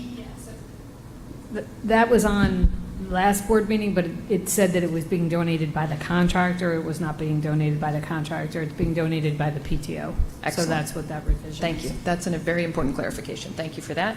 And then a second donation also from the Tamaqua Elementary School PTO for $2,988 to purchase walkie-talkies for Tamaqua Elementary School. So we are, again, always grateful for the support of our community groups. We thank them, and very good to have clear information there. Any comments or questions on any of the finance items? Just as always, thank you to the Tamaqua PTO. We can't do what we do without support of all our community groups. They allow us to do things that wouldn't make it to our priority list, but do definitely need to happen. So thank you. Okay. Dana, roll call. Sahar Aziz? Yes. Rob Bonaccio? Yes. Mike Beelan? Yes. Brendan Galligan? Yes. Layla Morelli? Yes. Sonal Patel? Yes. Amy Root? Yes. Kristen Sonic-Schmelz? Yes. Mary Wickens? Yes. All right, ask the board to approve policy item number 1. Can I have a second? Thank you, Layla. This is to approve 18 policies and 4 regulations for second reading that we approved at our last board meeting. Any questions? All right, Dana? Sahar Aziz? Yes. Rob Bonaccio? Mike Beelan? Yes. Brendan Galligan? Yes. Layla Morelli? Yes. Sonal Patel? Yes. Amy Root? Yes. Kristen Sonic-Schmelz? Yes. Mary Wickens? Yes. All right, and Amy, back to you. Back to me. I would like the board to consider curriculum items 1 and 2. Could I have a second, please? Thank you, Kristen. All right, as I said during the committee reports, we're approving for second reading 6 separate curricula for comprehensive health education, 8 separate ones for physical education for grades all the way from grades K, both groups K to 12, and the second reading of the world languages course for grade 8, and the 2 student intern candidates for next year. Any questions or comments? Nope. Dana? Sahar Aziz? Yes. Rob Bonaccio? Yes. Mike Beelan? Yes. Brendan Galligan? Yes. Layla Morelli? Yes. Sonal Patel? Yes. Amy Root? Yes. Kristen Sonic-Schmelz? Yes. Mary Wickens? Yes. All right, thank you, Amy. I ask the board to take notes for the record. Any unfinished business? Any new business? Liaison reports? Mary? Yeah, I just have really quick. Sonal and I were able to meet with the Green Team this week. We were discussing restarting some of the programs that they had collaborated with the district on prior to the pandemic and prior to myself or Sonal being liaisons with the Green Team, so we had a lot of information there. They were discussing some of the ways the Green Team are interested in continuing, the relationship with the schools, like helping the schools, the staff, with any environmental or climate change projects, resources, assemblies, because we have those new standards coming up for climate change in the school districts. So that would be very helpful. They know a lot about getting grants, monies, free things for us in order to do that. So we're going to continue that conversation. And also one thing that was started before the pandemic that has been stopped and they want to restart was they were having a food waste program at Jefferson with Dr. Hung. So they were hoping to start that up again, which we'll talk about with you. I think it was before you were here. So we'll speak to Dr. Gonzalez about that. And possibly expanding it to other schools if possible.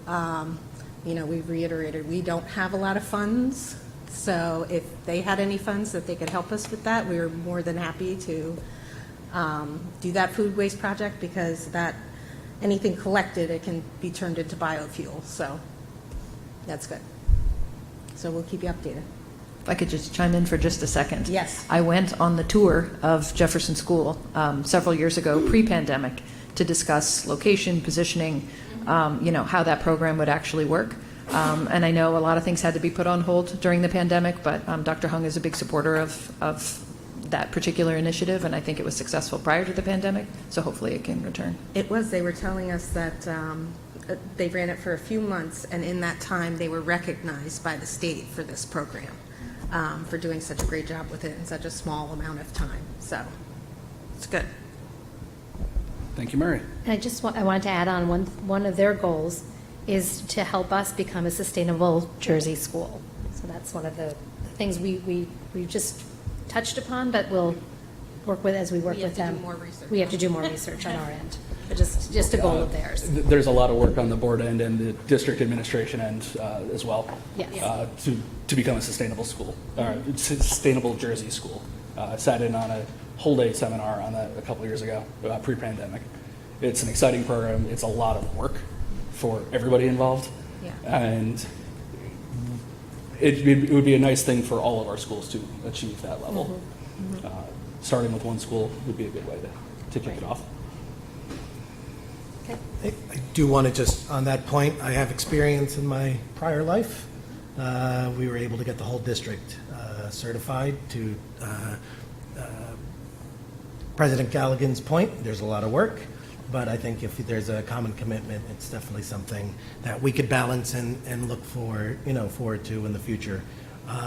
But I'm very familiar with it and would be happy to sit and meet with the finance facilities committee in the future. That's to great. just talk it through. I mean, they mentioned too, they're willing to, any paperwork that, they can do for you, they're willing to do. The one thing What to is? note is that once a district and schools register to be part of the Sustainable Schools program, so you don't even have to apply for one of the certifications, but the moment you become registered, you actually have access to grants and funding opportunities that if you're not part of the program, you don't have access to. So, Yeah, they did mention that too. That's their big thing. They want to get grants for us to use in the classroom and, throughout the district. It's a wonderful collaborative program between the Department of Education, the NJEA, School Boards Association, ASBO, APA, all of the school-related professional associations in the state have all partnered together, along with numerous state agencies, and that the state is where the funds originate and funnel down. So, yes, it's a great program. Any other liaison reports? All right. And now we'll recognize the public again. During this portion of the meeting, members of the public are invited to address the Board of Education on any topic. The board requests that individuals state their name and address for the record and asks that all remarks be directed to the board president or designee, not to individual members or staff.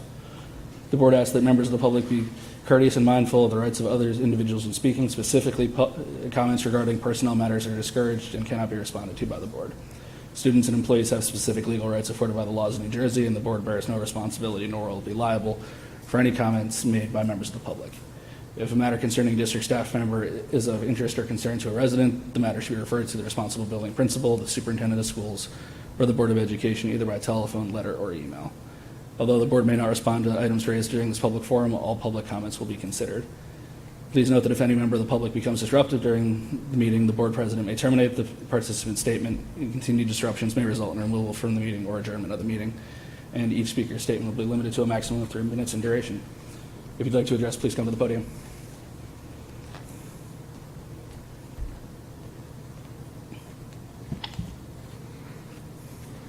Good evening. My name is Terry Brennan. I live at 862 Rahway Avenue. I would like to talk tonight about the Edison Fields proposal. I'll start off by pointing out that I'm a big supporter of sports in town. But tonight I want to talk more specifically about the safety of artificial turf fields. I had read that the Children's Environmental Health Center at the Icahn School of Medicine at Mount Sinai had conducted a review of the risks and benefits of artificial turf. As a concerned parent, and particularly since the planned artificial turf would cover my kid's schoolyard, and I have not been aware of any other school having all its usable outdoor space covered with artificial turf before, I reached out to Mount Sinai to inquire about their opinion of Westfield's proposal. With all the conflicting assertions that are circulating around Westfield about the Edison Field proposal, the School of Medicine at Mount Sinai seemed to be very objective experts on the topic. I think every resident of Westfield would have to agree with that. Dr. Sarah Evans responded with a letter written to this Board of Education, as well as the mayor and the town council. I'll read just a few of the points stated in the letter. Quote, the Children's Environmental Health Center at the Icahn School of Medicine at Mount Sinai strongly discourages the installation of artificial turf playing surfaces and fields due to the uncertainties surrounding the safety of these products and the potential for dangerous heat and chemical exposures. End quote. She talks about the Environmental Protection Agency's recent and ongoing studies on the crumb rubber infill, quote, which confirmed the presence of chemicals linked to cancer, nervous system toxicity, and impaired reproductive development such as polycyclic aromatic hydrocarbons, benzene, lead, and phthalates. End quote. Another quote, we recommend a moratorium on the use of these materials where children play.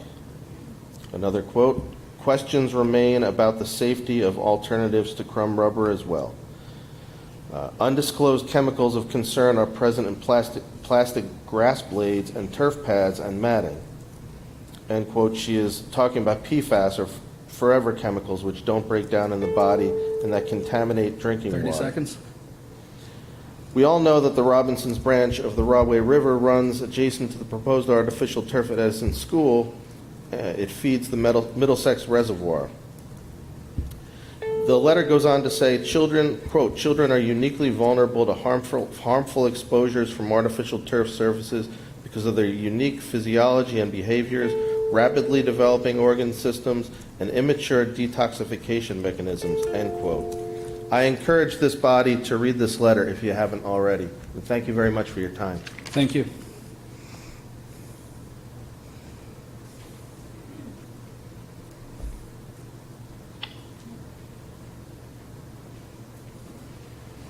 Good evening. I'm Jan Onishi from 759 Knollwood Terrace. I hope that in my presentations this year you have learned why public health experts have issued warnings that it is unsafe for children to play regularly on artificial turf. The problem occurs when the children run across the fields or fall. The infill chrome rubber particles are aerosolized. The particles can be ingested or inhaled, exposing the children to the chemicals in the particles.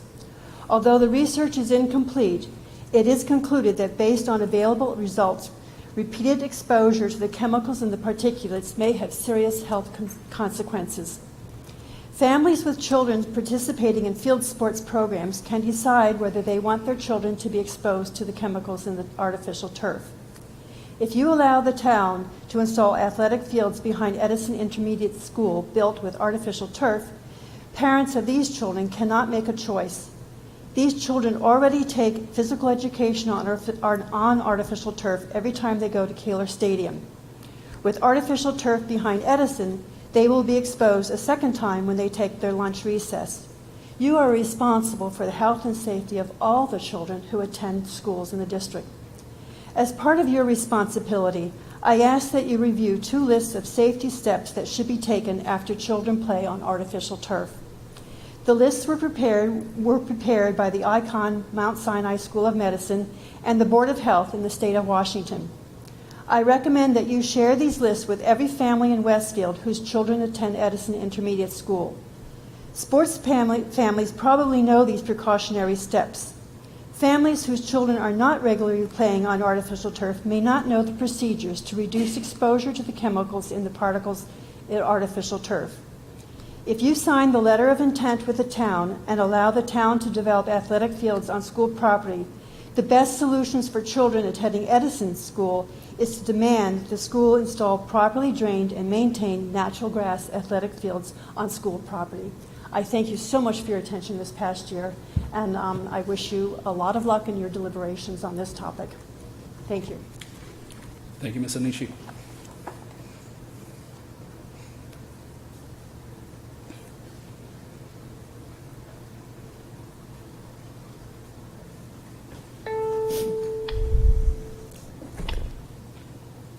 Jean Lemberg, 528 Grove Street.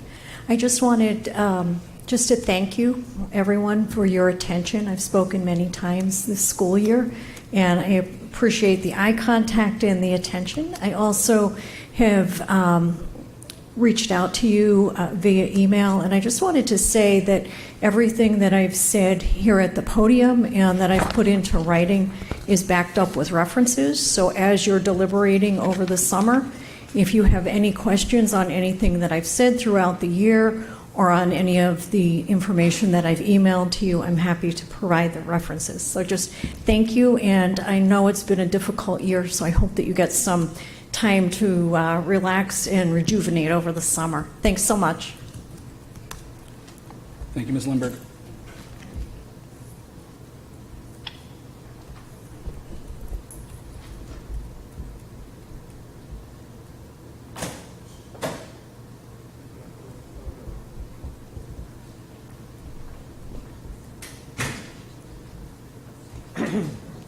Kyle George, Short Hills Court.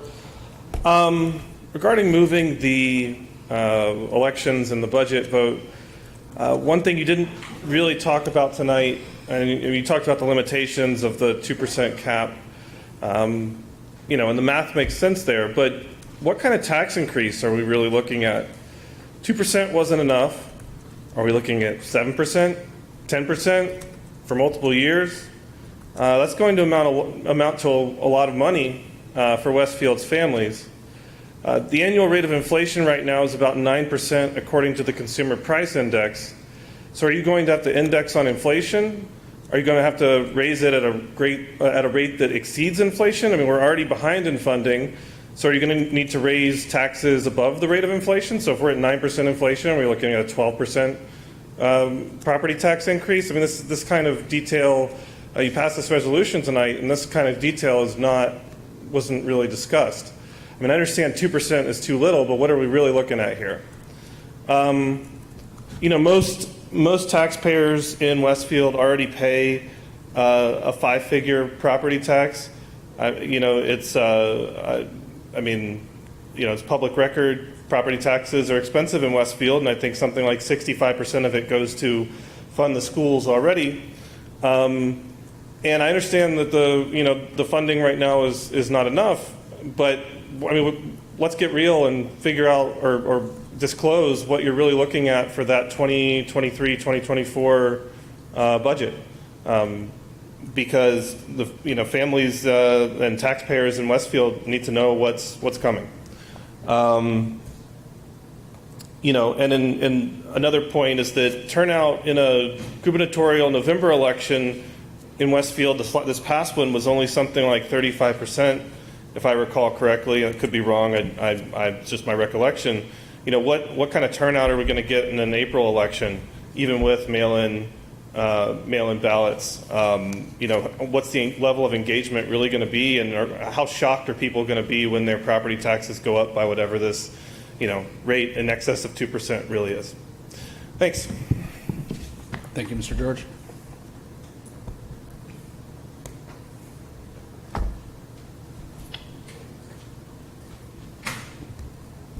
Hi, Emily Barker, 434 Longfellow. I just wanted to say thank you publicly to Dr. Pinero for all the work that he and his team did on the sex ed curriculum. We've had many, many discussions, and I appreciate, as do much of the public, that you listened to the community. So thank you very much. I still have some questions, but I will address them later. Mr. Galligan, I do also publicly ask for you to apologize for your comments in the last meeting, and I would have addressed this last time, but I had to leave early, when you called parents misinformed who were concerned about the curriculum, because I think we were appropriately informed as to the federal recommendations and then the state recommendations that were changed. And then, as you know, legally, each district had the opportunity to change or to write their own curriculum, which this community did, in my view, the right way, because it did tamp down the concerns of the parents. So that's it. Thank you.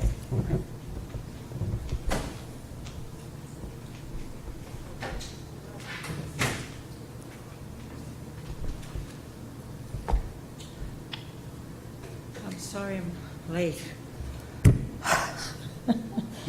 I have a letter here. My name is... Name and address. I'm sorry? Name and address. Yes, Maria Todaro, 758 Knollwood Terrace, Westfield, New Jersey.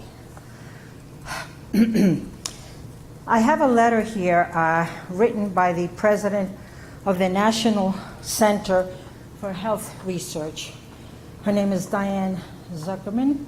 She's a PhD. She's an epidemiologist, an expert speaker who's been before Congress. She works for the National Center for Health Research, and she wrote no less than a 7-page letter. Basically, and by the way, this letter was written about 2 months ago, so it's very recent. And the entire letter is all about why communities should not put synthetic turf on their fields. The nonprofit is a think. I can't read all 7. What am I given? 3 minutes? Forget it. So the think tank is in Washington, D.C. It's comprised of scientists, physicians, health experts, all of whom conduct studies, scrutinize research, come up with scientific and medical information that can be used to improve policy, programs, services, and products. She talks about many things. I'm going to give you a copy of the letter so you can read it for yourselves. But she talks about some of the misconceptions. For example, this list, she's written the letter to several communities, but this one in particular she wrote to a school in California. So she talks about the fact that artificial turf fields and grass fields both require water. So that's one of the misconceptions that people have about synthetic turf, that you use less water, which is not true. She goes into it, she has references, blah, blah.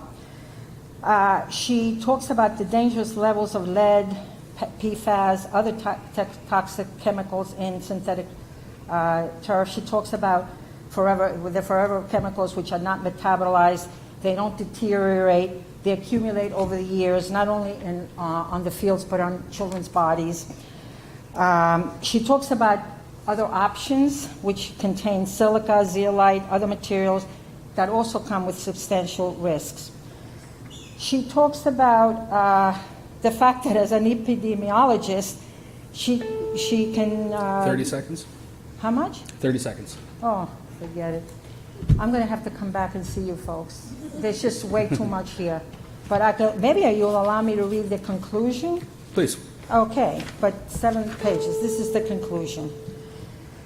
There have never been any safety tests required prior to the sale that prove that any artificial turf products are safe for children who play on them regularly. In many cases, the materials used are not publicly disclosed. She does a lot of talking about the lobbyists and the industry people that basically put out lots of falsehoods. But they make independent research difficult to conduct. None of these products are proven to be as safe as natural grass in well-constructed fields. I have cited several relevant scientific articles on artificial turf in this letter, and there are numerous studies and growing evidence of the harm caused by these synthetic materials. Thank you.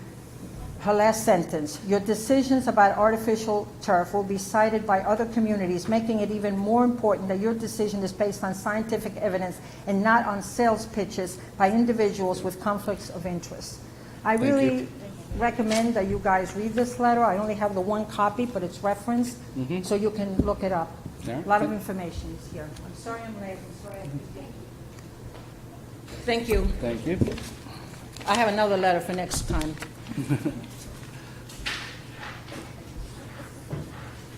All right. Anybody else? All right. With that, public comment is now closed. Dr. Gonzalez, is there anything you wish to address? All right. Ms. Barker, I do apologize for using the word misinformed. I didn't mean to offend, and I didn't mean to be condescending. I just meant the information you had was incomplete as to what we would be implementing in Westfield in the future. And I do appreciate your comment and calling me out on it. We're only as strong as we are when we're policed, so thank you. All right. With that, I ask the board to approve the following resolution. Resolved that the Board of Education move into private session for the purpose of discussing matters rendered confidential by state and federal law, including the superintendent and board self-evaluation, harassment, intimidation, and bullying incidents, and be it further resolved that any discussions held by the board which need not remain confidential, and the results of those discussions will be made public as soon as practicable. Have a second? Thank you, Kristen. All in favor? Any opposed? All right, we are in executive session, and we will not be returning to public tonight.